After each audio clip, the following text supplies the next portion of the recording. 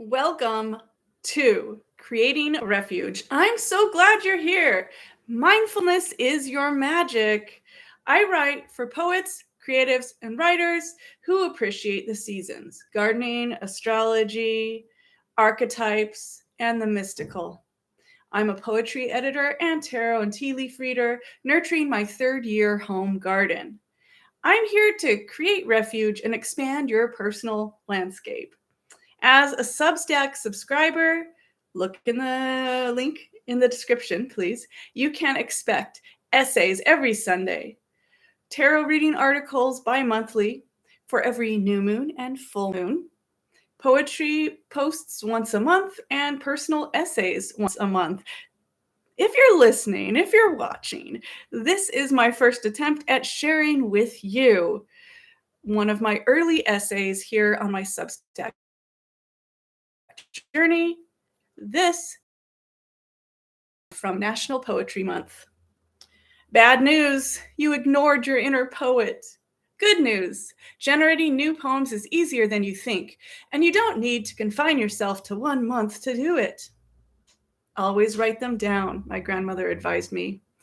I was a preteen and had just rehearsed my first poem to her. She said she used to create poems all the time too. She said she trusted herself to remember them, and then she forgot them. Committing poetry to writing was invaluable currency in an age long before we could easily record our ideas. Hey y'all, my name is Tabitha, and I believe everyone is a writer. Happy, still barely National Poetry Month. I hereby declare this space never not April, so we can celebrate whenever we want. Join me. So, you gotta write your poems down. But how can 1 month dedicated to working with poets and poetry affect that? Let's look at National Poetry Month for lessons that can inspire more rich opportunities to write poems. Lesson 1. Never write alone. Do not stay in your own bubble. Take genuine side quests that take you out of your home and into corners of your own local environment. You deserve the mental health boost, the creative experiences, the new opportunities, and the friendships. Many communities are also virtual, but allow for rendezvous in your own region. Trust me, from the Columbine Poets of Colorado to a poetry gauntlet in Lexington, Kentucky, to my current home with Jersey City Writers, another trope is true. Membership has its privileges. Join a local writing group or poetry workshop because meeting active poets will help you create more, whether it is poetry or something else. Forming bonds with real people who are interested in your poetry in real time introduces you to creators who share your interests. Other poets want other poets to succeed. Making time for your poetry is easier when you have regular meetings. And finally, consistency provides the exact conditions that help generate new poetry. Bonus! Sometimes you can go to spring retreats with local writers who will take your surplus feelings off your hands for you. Ask me how I know. Lesson 2. Write after poems. Steal Like an Artist is a book I still need to read by Austin Kleon. It teaches the art of borrowing inspiration from other creatives. I would have probably been able to read it, only my painter friend's copy was, ironically, never returned to her. Even the mastered copied off the masters. The idea is never to pass off a duplicate as your own. The idea is to duplicate your imaginative output. Be a super fan of someone's work. Put your own spin on what you saw someone else do. Always give credit.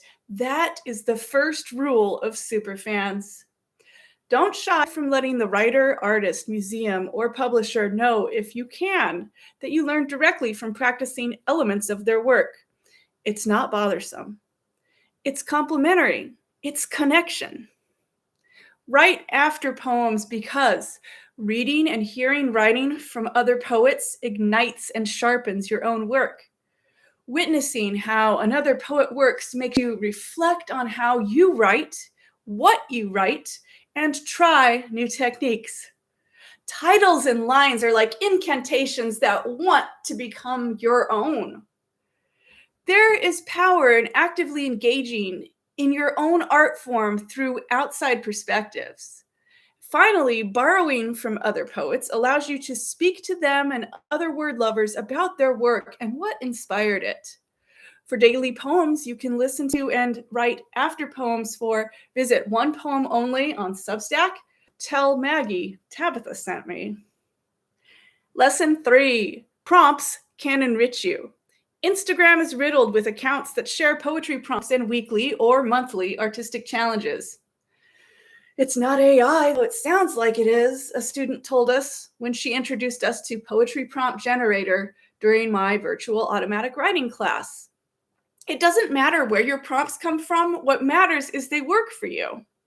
Work with prompts because prompts are an easy in for anyone who feels intimidated by or new to poetry, or those poets who are returning after years.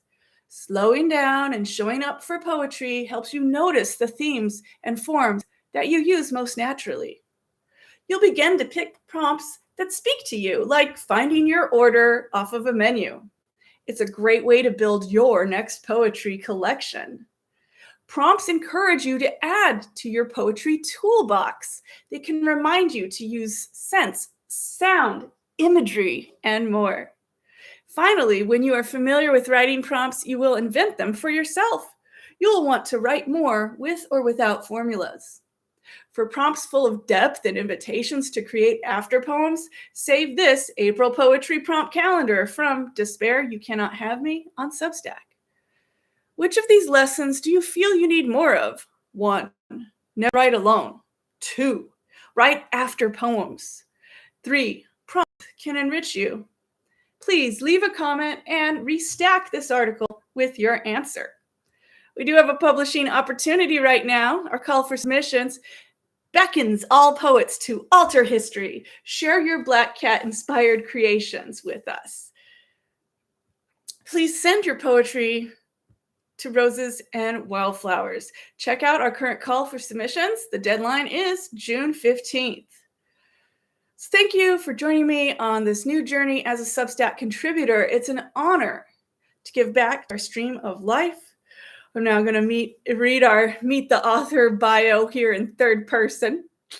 Tabitha believes that mindfulness is the cornerstone of creating refuge and maintaining weekly and seasonal goals. She won the penned literary contest for her poem Green Soup in 2021. She is the poetry editor for Roses and Wildflowers magazine. Her gardening discipline is new. Her divination practice involves 15 years of professional tarot and tea leaf readings, with a more recent interest in automatic writing. She utilized her first tarot deck to create a book-length collection of poems for her master's in poetry from Colorado State University. Her communities include Lunar Fair, a local metaphysical night market, Jersey City Writers, where she is working to co-facilitate a poetry book publishing class, and Nottingham Garden Club. Her home garden is celebrating its 3rd birthday. Learn more about Tabitha's books, Creative Divination, Read Tea Leaves, and Develop Your Personal Code, and Cheese Astrology, a weekly guide, at Dragonfly Press Publishing.